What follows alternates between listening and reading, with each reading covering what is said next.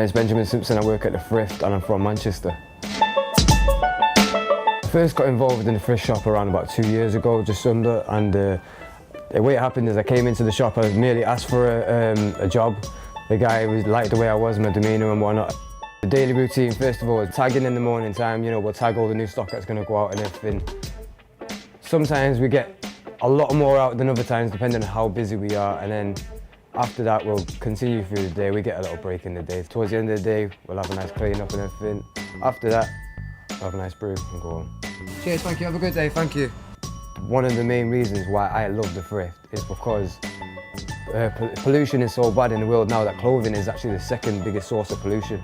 So actually doing this actually narrows that down, and it's good to see young people actually not scorning clothes that were once worn by somebody and just be like, oh yeah, this is cool because it's got history. Not, oh, somebody wore that, they might have died in that, you know what I mean? The typical kind of charity shop sort of like inferior, you know, but it's different. It's important to be creative because you've got to move with the times. Every day things are changing. I'm 32. A lot of people think I'm younger than that because I'm still in with the changes, do you know what I mean? But again, I've got 3 kids and my daughter, my eldest one's 11.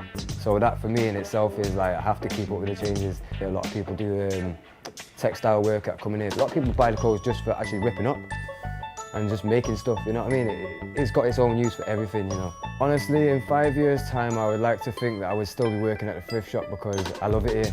I love the Thrift because it's a place where I get my inspiration for my bits and bobs that I do. It's my inspiration for where I get things for outside of work, whether it be the music, whether it be my own line of clothing, whether it be sourcing vintage clothing myself.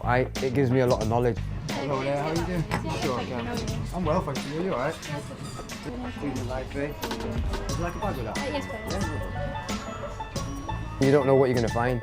It's literally that phrase, life is a box of chocolates, that's the Thrift. You can come in here and find nothing, or you can come in here and find something that you're going to treasure forever. Yeah. I have been producing for the past like 6 years, and I have a record label outside of here as well, which helps me because in the thrift shop I meet lots of different types of people, you know, where we can build relationships with people across the city a lot easier, you know.